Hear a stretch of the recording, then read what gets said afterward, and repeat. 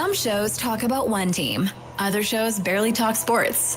This show will talk Packers, Brewers, and Bucks every day.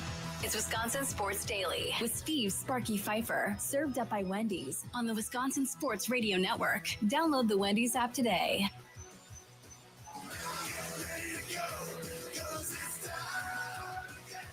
It is time again as we broadcast live from the Wisconsin Sports Radio Network studios, powered by the Potawatomi Sportsbook. Good afternoon on a Green and Gold Monday. Sparky with you. Charlie using other side of the glass. We'll hear from some Matt LaFleur coming up in a little bit. Charlie sounds of the day, things that we missed on today's show as well. Might be some non-Packer stuff there at the end of the show that we weren't able to get to. Nicolay Law Talk and text line always open for you as well, especially on a day like today where Packer fans are losing their minds after this loss to Carolina. 414-677-1250. Also, don't forget, you can stream us on X. You can stream us on YouTube at WI Sports Radio. Follow us on Instagram, Facebook, and, of course, listen around the beautiful state of Wisconsin. Green Bay and Appleton and WNFL, 99.7 FM.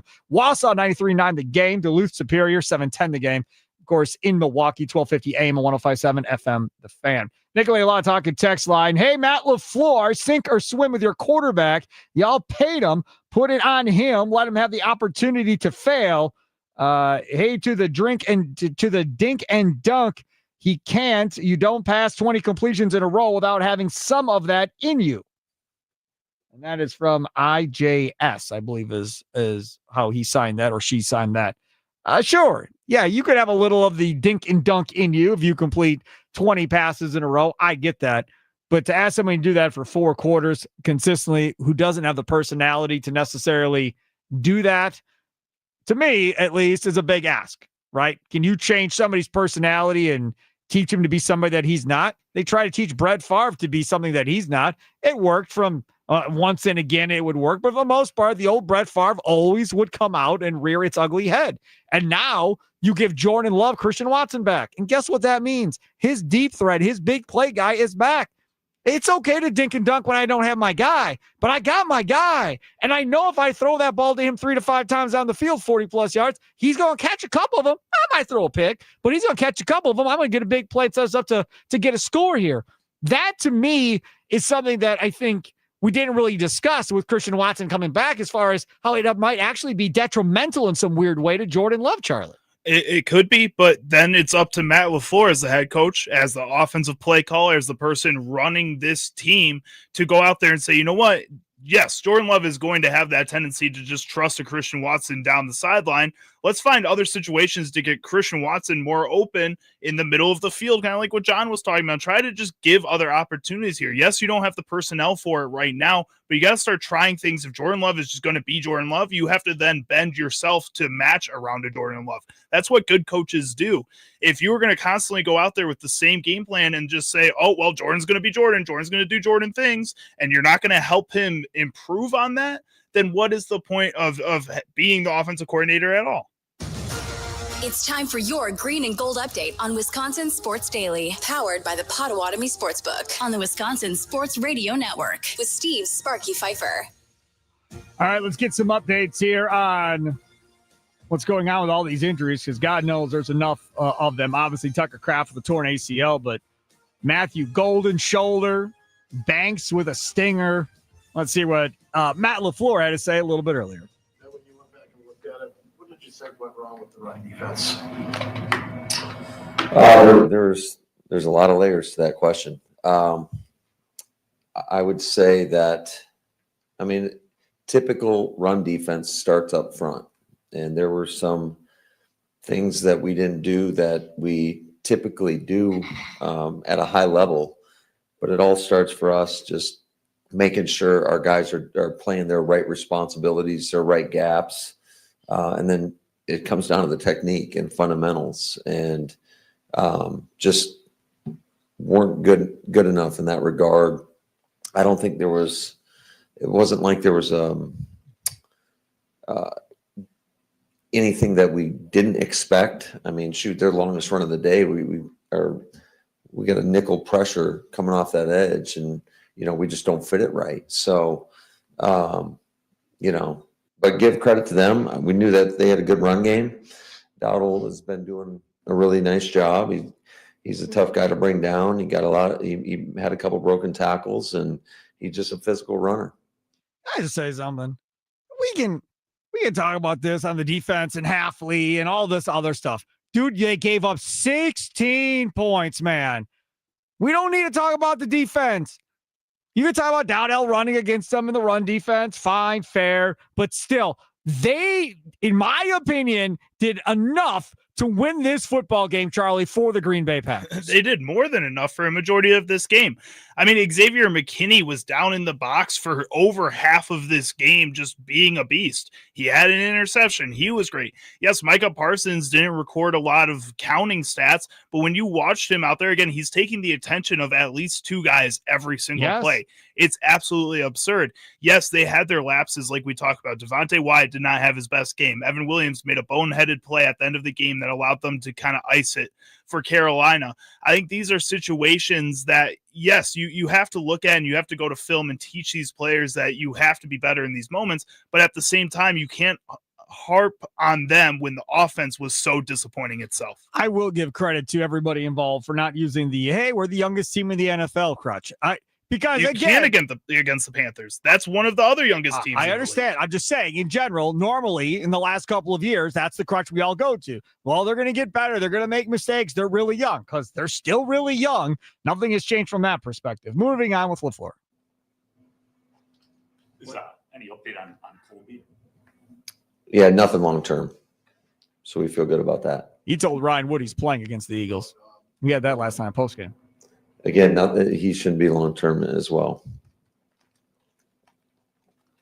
When you said yesterday that McManus is working through some things, did you mean mechanically or health wise? No, I definitely say health wise. I mean, he didn't kick for 2 straight weeks, so. But that's a process working through. But we felt confident in terms of what we've been seeing out at practice and just his ability to make them. Because that's where it all starts for us. I mean, and he's been doing a great job in practice. And unfortunately, he missed the shorter of the. I know he had 3 kicks, but unfortunately, he missed the shorter one and hit the longer one. Hold on, stop. Now, before I absolutely lose my cool on this conversation piece here, you cannot tell the media or anybody that, well, yeah, it's definitely health. It's not fundamentals. And then follow that statement up in the exact same answer with, well, he looks really good at practice. I mean, he's hitting his kicks at practice. So is it health or is it not health? Because first you say it is, then you tell me he looks good in practice, he's making all of his kicks, but then you blame his health on why he misses a kick on Sunday. Let's just have some consistency here. That's the first thing. The second thing in all of this, and Charlie knows exactly where I'm going, you, again, are telling me that, well, yeah, I mean, health is obviously an issue, but we felt like he was ready to come back and kick and so forth. And if I was a betting man, Brandon McManus probably was lobbying to come back, watching this other dude make kicks. And he's like, what the hell? I can kick. I'm good enough, man. Let me go back out there and kick. I'll figure it out. Okay, man, you say you're good enough. Fine, go back out there and do it. Versus maybe resting him as long as maybe they should have rested him before they brought him back. Well, I absolutely hate how they deal with injuries up there right now. I absolutely hate it. Based from Matt LaFleur's own words, he doesn't talk to the kickers. So I don't even think it got to that point. I think it was Matt LaFleur went to Rich Bisaccia and said, you know what, whoever's feeling good, we'll have Haversick on the roster just in case we need him leading up to game day. But right now, whatever they're feeling, whatever you're feeling, go out and make that decision, which is just not how it should be. This is just so frustrating that you're getting the same kind of answers from him over and over again. And then this is a position that they finally found an answer to, and now it's becoming a struggle again. It just doesn't seem like he cares enough. I am going to say this one more time. I don't care about Haversick. I don't care if the dude kicks in the NFL ever again in his life. I don't care if the dude bags groceries or works at fast food. I don't care about the dude, okay? To be frank, I don't care about any of these guys. But having said that, you don't give this kicker a brand new deal and then cut him mid-season after an injury because he's missed a couple of kicks in a couple of games, folks. That's not how this is going to work. Haversick was on the street for a reason. If he was that, somebody else would have had this, dude. He wouldn't have been available. So settle down on that, too. There's a lot of that crap, too. Couldn't make Maslin Haversack kick. Stop. Matt LaFleur continues. So you'd be sticking with him? That is plan. Good. What is Luke able to give your offense right now? That's great. This should be good. Obviously, we haven't seen much of him with how Tucker's been playing. What do you think in terms of where he's Yeah, at? Luke's a guy that, we got a ton of confidence in, and I think his career got started off on, faced a little adversity being in and out of the lineup with some injuries. But what he does bring is he definitely brings a vertical presence. And we're going to have to put him in situations where he can utilize his strengths. Do you have to schematically change much with him in the offense? They're so different, Tucker and Luke, in terms of their strengths and what they do. Yeah, I'm sure there's going to be some tweaks in regards to just like it is with the difference with maybe in the receiver room. You ask some guys to run choice routes, and you have other guys to run the deeper developing routes, and so there'll be some tweaks in that regard. Matt, did you get to talk to Tucker after the MRI? How's he? Yeah. I mean, obviously, a season-ending injury really sucks, but how's he doing? He's doing as good as you could ever be doing, considering the circumstances. So, Tuck's a guy that he's not going to flinch, and that's why we love him. I mean, he's a hell of a player, hell of a teammate, hell of a guy.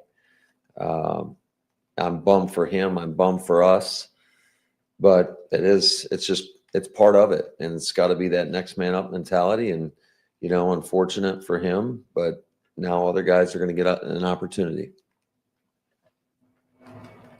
I'm not asking this as a smart aleck, I swear. I'll just say it. But with all the questions you've gotten about targets, is it possible that not having focused your entire offense on one guy, you're a little bit better prepared, that your spread the wealth approach might allow you to handle a really bad setback better than you would otherwise?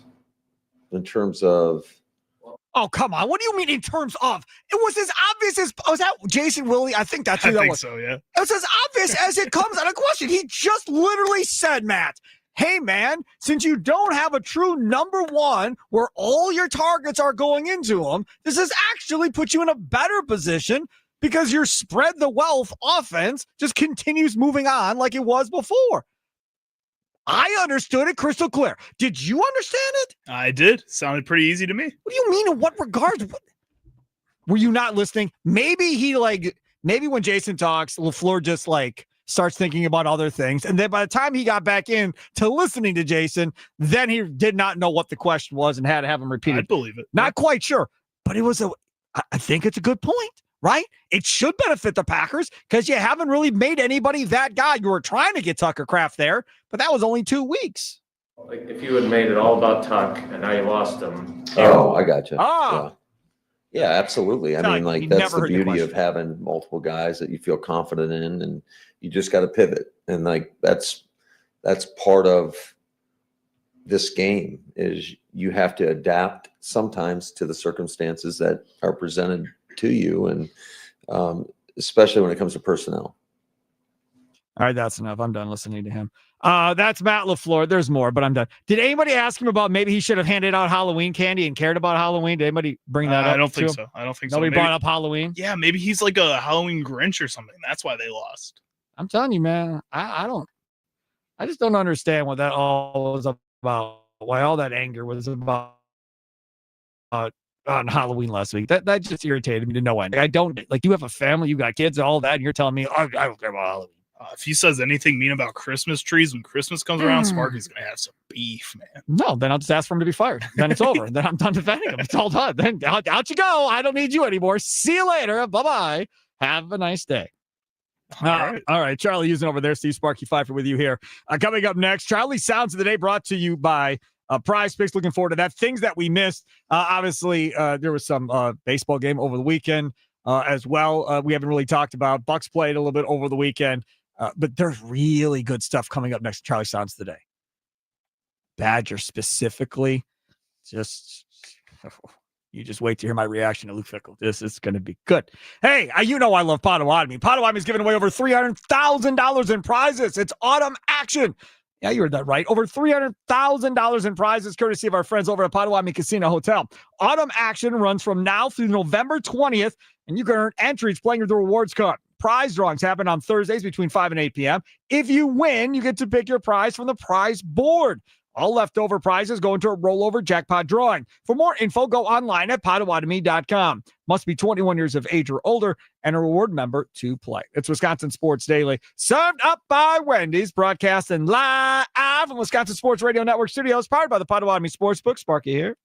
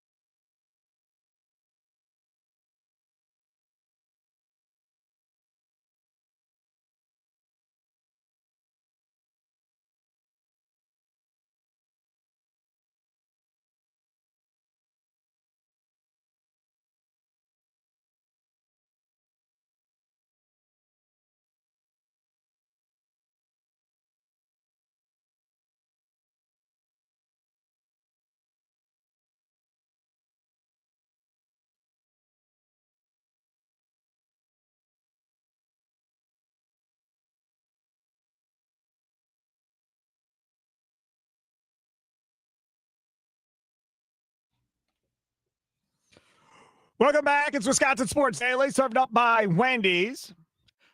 See Sparky, Fifer, Charlie using other side of the glass. We have to get to Charlie's sounds of the day, and we will.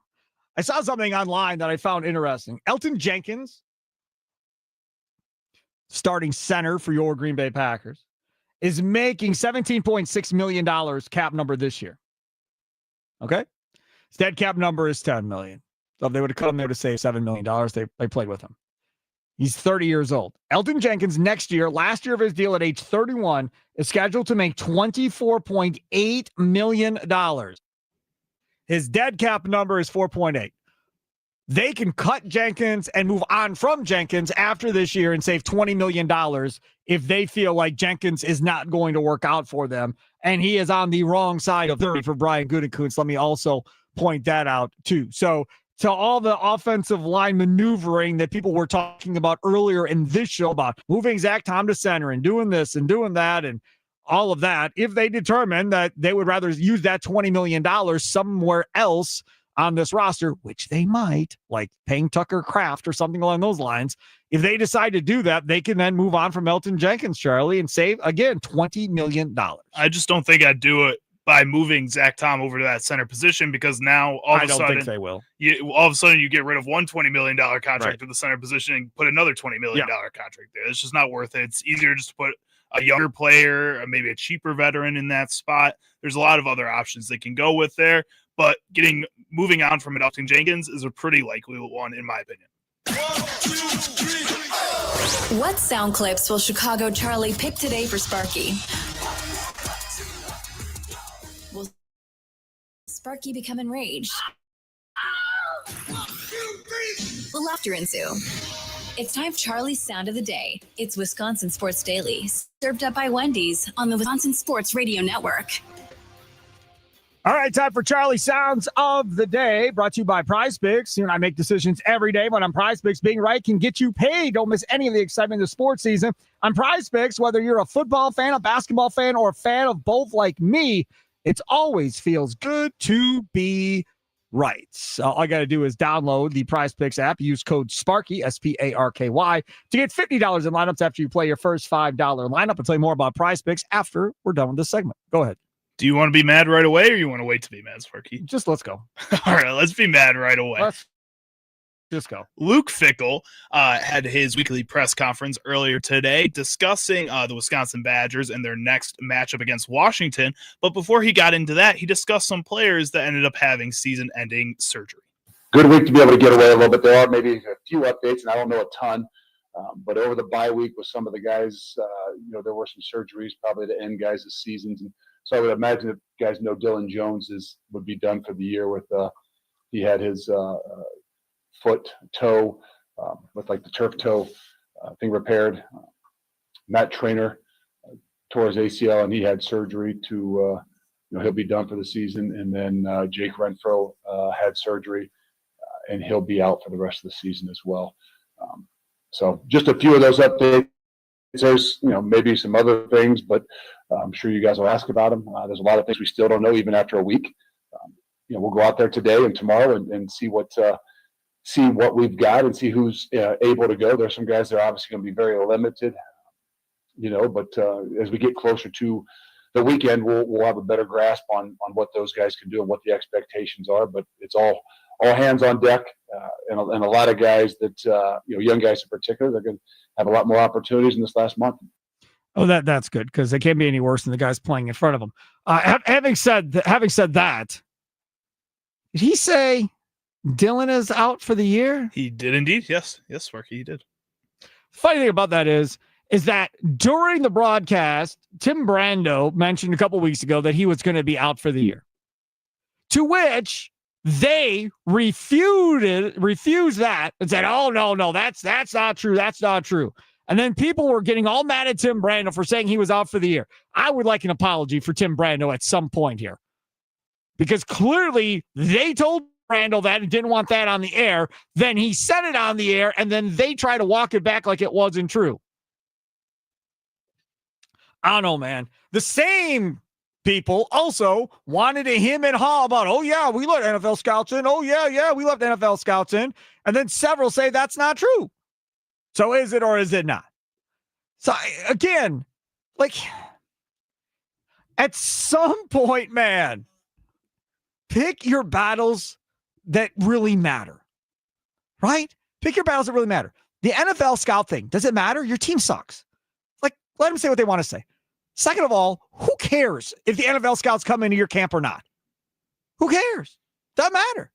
Colin Bartholomew, a Badger Extra, he had said when that story came up about not letting guys in, well, I've seen people there, NFL guys there, when it's open to the public, in spring and fall practices. That's not what they're talking about. They're talking about being able to get into whatever practice they want to get into to watch. Yeah, Colton, you may not be able to see it, but that NFL scout or GM or whatever wants to get in and watch a practice. They want to be able to be let in, not treated like the media or the public. So that's where the issue lies with that whole thing. Charlie, you said that all these injuries just tends to leave it to be that Luke Fickell will be back because of all these injuries. They'll use that as the excuse to bring him back. I think so.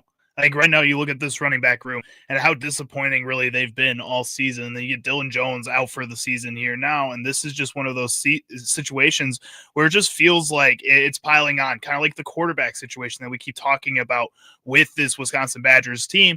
And then Jake Renfro's a guy who started the season out of this lineup, comes back and is supposed to be kind of the main stalwart of that offensive line, and is now back out again. So he can just make the excuse of, oh, hey, my offensive line is hurt, man. These quarterbacks can't stay healthy. These running backs can't stay healthy. What am I supposed to do with that? Just wait till I get some more money, guys, and then I'll be able to figure it out. And it's going to work because it's worked up to this point. And it doesn't really seem like anybody is willing to go against Luke Fickell or McIntosh or, like you've been bringing up, Barry Alvarez at the end of the day. Correct. At the end of the day, that's really what it's all about. And it's all about who the chief booster wants to give the money to and so forth. Now, we'll see if this pot of gold under the rainbow truly does exist this offseason.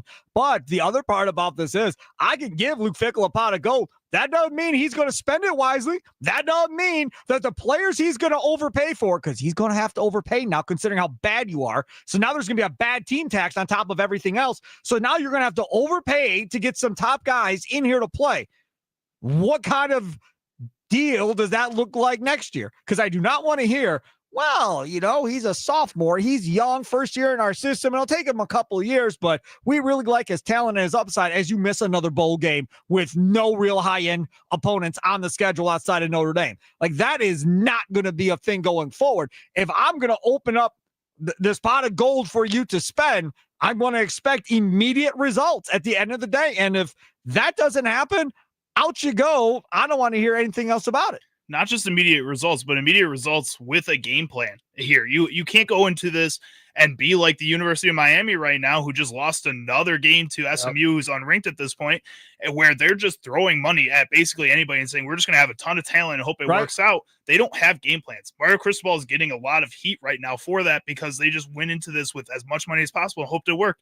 Wisconsin can't go into that route too. All right, second clip. Next up here, we're going to head over to NFL on CBS, where Damian Harris, former NFL running back and now college football analyst, but was on the NFL side of things last night, was discussing Jaden Daniels' injury and Dan Quinn deserving more blame for it. I got to say, as a former player, as somebody who has played this game, has played with coaches who do care about the players, I'm pissed off. This was malpractice. I gotta say, as a former player, as somebody who has played this game, has played with coaches who do care about their players, who take care of their players, I'm pissed off.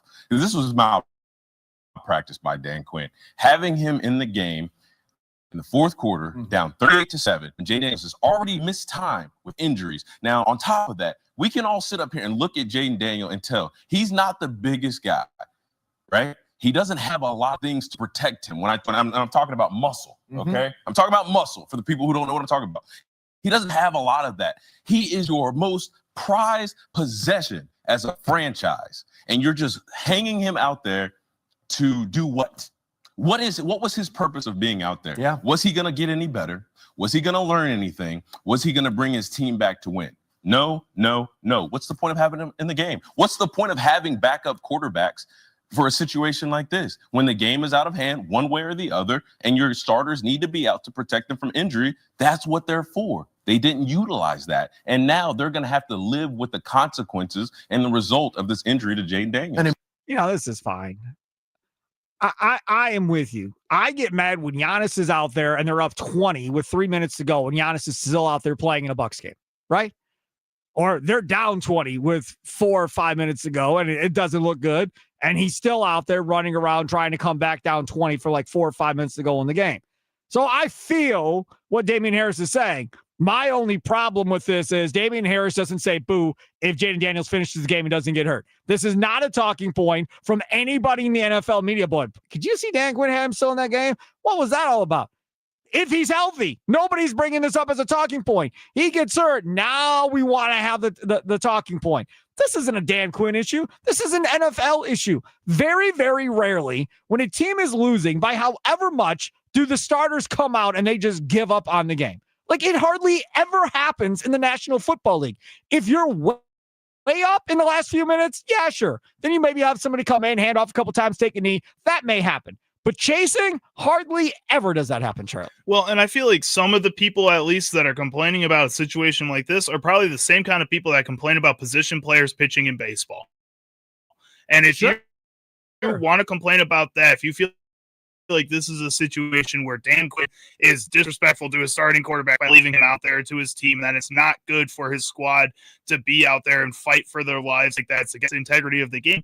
Then that's something that I think you have to look at from a player's perspective at some point and say, as a fan, you know what? These guys are out here for the most part because they want to be playing football. Yep. Because they want to be on this field. And Dan Quinn isn't going to take that away from them if they want to be out there. Now, there are some guys that don't probably want to be out there in that situation. I think Dan Quinn would be very happy to take those guys out of the game in that situation too. But Jaden Daniels obviously wanted to be out there. It's a really crappy injury. I've dislocated my elbow kind of in a similar situation to how Jaden Daniels did it too. It's one that is also a really freak incident that is just not something that you're going to see every single day. Not a lot of people dislocate their elbows. This is something that you can't put on Dan Quinn just because Jaden Daniels wanted to play hard. Agreed. No, I don't. I'm not going to put it on Dan Quinn. All right, cut number 3. And last up here, we're going to head over to the Draymond Green show where he was discussing Ja Morant's situation. You were trying not to make me mad after the first one was fickle. So now I got Draymond Green I got to listen to for the third clip. I mean, you like Draymond sometimes. Ja ain't in it at all. Like, it looked like something happened. Like, Ja, it ain't Ja. Like, he was giving the ball to Cam Spencer and kind of going to stand in the corner. You know, so you could tell. And Steph was like, huh, quiet protest going on, huh? And I was like, that's what it looked like. And then obviously after the game, we saw the comments. I was like, yep. And rightfully so, there was something going on. And so when you see this leaves you in a space of, is this the beginning of the end? And it takes you back to Taylor Jenkins getting fired and them hiring bumping the assistant coach up. When you looked at their team, Jaren, Ja, and those guys, I think they rocked with Taylor Jenkins. I truly in my heart believe that they rocked with Taylor Jenkins. So if that's the case and you just up and fire him, you're almost signaling to Ja and possibly Jaren that you really don't give a damn what they think about who's coaching. And so when I look at this suspension, I say, okay, they didn't hire an assistant coach who I'm almost certain that Ja didn't really sign off on. But they're showing you they don't care what you think. And usually when they show stars that they don't care what you think, the next move is usually you. The head coach for the Grizzlies right now is Tomas Asalo or something like that, however you say his name. This dude came over from Europe, and he is straightforward, no BS, just going to tell you how he feels. You don't like it too damn bad. That's how he's going to coach, okay? Now, Ja Morant, after the last game where he played only 28 minutes, was like, go talk to the coaching staff while I'm not playing. He's mad. He's mad that he got sat and didn't get to play more minutes. So clearly there's having some type of standoff going on. And I will tell you right now that Lou Williams what's that podcast that they do? Running Back. Yeah, Running Back. Luke Williams took offense with John Morant and pretty much said, man, that city had your back with all that gun stuff and everything else going on with you. Nobody wanted to hear a negative word about John Morant and they had your back the entire time. And now you're acting like a child pretty much in this whole deal. Go out there, play hard, do what you do, and move forward. I'd trade him. And again, I know maybe I'm sounding like somebody else talking about Giannis, but this is not a situation like Giannis. This dude constantly has issue with someone or somebody, always something as a sideshow going on. You know, there's all this talk about, oh, is Trae Young going to get traded from Atlanta or whatever else? If I was Memphis, I'd totally be up for that conversation. Let's have that conversation. Trae Young for John Morant. Let's just switch these two dudes. Go see what John Morant does in Atlanta. We'll take Trae Young here in Memphis and see what happens. But then you've got guys like Tim Bontemps on ESPN and Tim McMahon on ESPN. He's from Dallas, McMahon is. And those guys are talking with Brian Windhorst about blowing the whole thing up. Trade Ja, trade Jaren Jackson, rebuild. They have no window to win anything in the West. The big decisions ahead for the Memphis Grizzlies. And I'm willing to bet you there are personnel people in the NBA you do not want to touch John Morant with a 10-foot pole right now. I think Atlanta would probably be one of those places. Lou Williams knows what happens sometimes when you can be in Atlanta. There's a lot of distractions in that city. That's a place that if you have kind of issues like this, is probably not a great spot. I think the Atlanta GMs and ownership probably knows that. And a guy like Trae Young's better suited for a place like that. Q in the dugout chat says Memphis will 100% regret trading Ja. Their stadium is 20 years old. Trading Ja will make them irrelevant, and the team will be gone within 10 years. Maybe that's what happens. But I'm just telling you, there's a lot of frustration over this dude down there. A lot of just giving us headaches, time in and time out. He is wearing on Grizzlies fans down there, which is not obviously the same case with what's going on with Giannis, clearly. Let me tell you about my friends over at Prize Picks. Download that app today. Use code Sparky to get $50 in lineups after you play your first $5 lineup. That's code Sparky to get $50 in lineups after you play your first $5 lineups. Prize Picks, couldn't be right. Must be present certain state. Visit prizepicks.com for details. And again, all you're doing is daily fantasy, more or less on at least 2 player stat projections. If you get your picks right, you could cash in. You can stack players, meaning you can pick the same player up to 3 times in the same lineup. Plus, they have the flex play, which means you can get paid even if one of your picks misses. Let's revisit what happened on Friday on this very same show when we were making our Prize Picks lineup. And I shouldn't say we, because Charlie, I did not ask to participate. So this was completely all on me for screwing this whole thing up at the end of the day and possibly jinxing the Green Bay Packers at the same time. I had Jonathan Taylor more than a half a rushing or receiving touchdown, and the Colts lost, and he did nothing. I had Jordan Love passing touchdowns of more than 1.5. The Packers lost. He didn't throw a single touchdown pass. The only one I got right, and by the very, very nose of the football got it right, was Josh Jacobs at more than a half of rushing or receiving touchdown. So got 2 out of 3 wrong, but that should not deter you from getting in, because again, if you're using code Sparky, $50 in lineups after you play your first $5 lineup. If you play $5 lineups each time you play, that means you can play 11 times on $5. Even if you don't play daily fantasy, why not try it for $5? Maybe you'll make a bunch of money and help yourself with a holiday shopping coming up. Download the Prize Picks app today. Use code Sparky to get $50 in lineups after you play your first $5 lineup. All right, Charlie, using over there, other side of the glass. Steve Sparky Fifer here. Things that we missed coming up next. It's Wisconsin Sports Daily, served up by Wendy's, live from Wisconsin Sports Radio Network studios, powered by the Potawatomi Sportsbook. Don't forget, 5 o'clock, it's Tommy Wirtz and Wisconsin Sports Wrap-Up.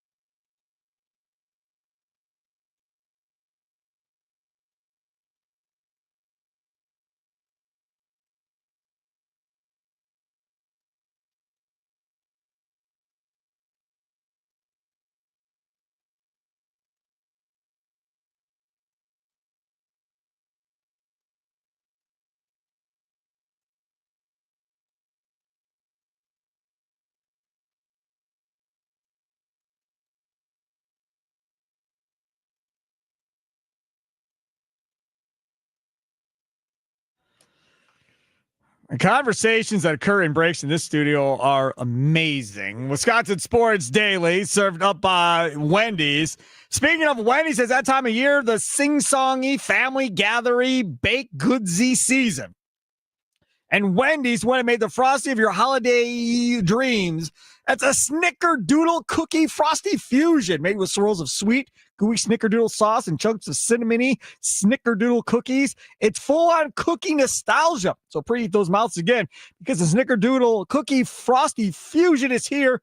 It's seriously delicious. The iconic frosty mixed with sweet snickerdoodle cookies. Gotta be Wendy's. Are you a snickerdoodle guy? I am indeed. I am a big fan of snickerdoodle, actually. Really? Yes. It's probably one of my favorite cookies, like top 3, yeah. Maybe tomorrow we go get one of these bad boys before the show. Maybe 2 of them. Maybe, yeah, Maybe one for 3. me, one for you. I can get a whole 4 carrier tray for myself, and then you can You get like are the small not going one, to eat 4 frosty That's what you fusions think? before the show. We need another food challenge No, here on I'm the not- Wisconsin Sports Radio Network. No. But 4 frosty fusions before the show? I think I could do it. That's a lot of ice cream. I'm a pro, Sparky. Yeah. You have not seen me get down with ice cream. All right. Man, I made a mistake at home over the weekend. I tried to make a milkshake, Charlie. And milkshake should be relatively easy to make. Right. What's in a milkshake? Milk, ice cream. That's all. Any other flavoring you want. Yeah. Right. So I am a big fan of Fairlife chocolate milk. Right. I think that's the best chocolate milk. So we went and bought a container of Fairlife chocolate milk. And then we went and bought a container of vanilla ice cream. And I was going to make the family chocolate milkshake. Right. Yeah. Totally screwed it up. How did you Like, screw it up? I put all the ice cream in, like all the way to the top of the blender. Yeah. And then I emptied out an entire container of the chocolate milk. It ended up just being chocolate milk for the most part. Yeah. It's got to be mostly ice cream. A little ice cream touch, but there was clearly way too much chocolate milk to ice cream ratio, and I screwed it up. Fairlife's a little sweet. Fairlife's a little like chocolatey kind of more flavor than the milk flavor. So I think it just kind of overpowered a little bit. I think you gotta fix your ratios there, Sparky. I gotta put way less milk in. I literally left the whole container in. Mix the ice cream first, and then add the milk as you go or something. I totally screwed it up, so I apologize to everybody at home. Okay, things that we missed on today's show.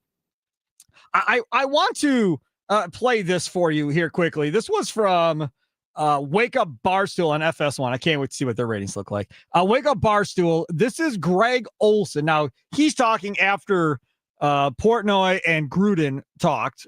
This is Olson talking about the Packers. It played out exactly the way Carolina needed it to play out to pull a game like that off. And it was to play limited possessions, play ball control. They made the decision. They won the toss. They took the ball, kept Green Bay on the sideline. Now, part of that was the wind and the weather, and it was kind of a crazy day wind-wise, and the kicking and the passing game was a bit kind of disjointed. But it was Green Bay touched the ball 8 times, didn't punt, and scored 13 points. It's just I think they need to put the game more in Jordan Love's hands. They are a good passing offense going into that game. I had Jordan Love as a top 5 guy through the first half of the year. He was a top 5 quarterback in the league this season. Still hasn't changed. One game does not change all of this nonsense for one football game. Like, it does not change everything. And I will continuously tell you I disagree with that. I disagreed with it when Olsen was saying it on the broadcast that, they should just let him wing it and so forth. We had Mike Wall on earlier, the former Packers offensive lineman. He agreed. He doesn't want to see him thrown 35 or more times in a game either at this point. It just doesn't make a lot of sense. Then I saw, I think it was Peter Bukowski on Twitter, who does the Leap newsletter, Locked On Packers. And he was talking about the Packers runs on early downs, pass on early downs. It's a 50-50 split. And everybody was like, you got to pass way more on early downs than you run the football. I mean, you played college football. Is there ever it said out loud of, hey, we want a 2-to-1 pass to run ratio? Because the last time I checked, most people strive to have a 50-50 balance of pass and run on a week-to-week basis. That's normally what people are looking for. I think it depends on the strength of your team, first of all. So, no, I think every team has their own prerogative. Every team wants to either pass a lot, run a lot, or have that 50-50 split.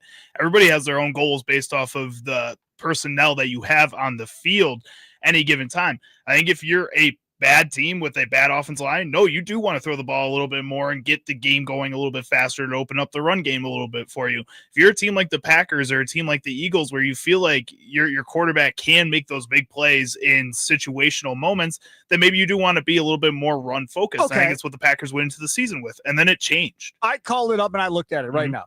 The Buffalo Bills right now, 52% run ratio to 47.9% pass ratio.